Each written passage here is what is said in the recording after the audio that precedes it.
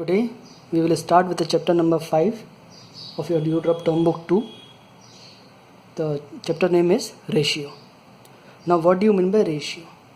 See, when we compare two quantities of the same kind by division, we say that we have formed a ratio. Okay? Now, how can we compare it? See, in this example is given, Ragini has 3 pencils and Mudit has 4 pencils. Okay, so how can we compare it? First of all, we can compare it by the help of difference. So what is the difference between the pencils of Mudit and Ragini? We can simply subtract it and the answer will be get as 1. So this is the comparison, that Ragini has 1 pencil less than that of Mudit.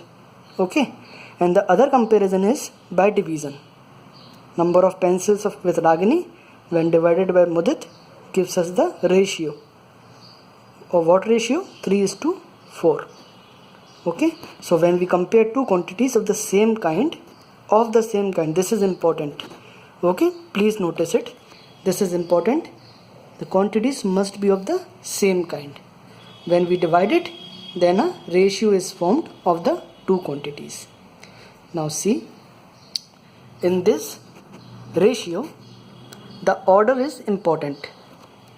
If we are comparing with Ragini and Mudit, then it will come 3:4. This 2 dots is the ratio and it is called with the name as is 2. Is 2. Okay, we will call this 3:4. Okay, similarly, what we will call this 4:3? 3 will be called as 4 is to 3. Okay, when we will change the order, Ragini and Mudit, then it is 3:4. Mudit is to Ragini, then Mudit will come first and the answer will come as 4:3.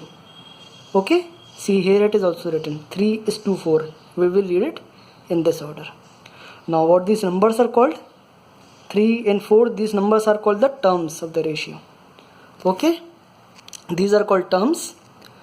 The first one, like in this ratio 3:4, in the first one 3 is called antecedent and 4 is called consequent.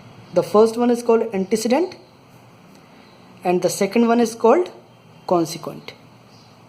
Okay, now we will come up with the facts about the ratio.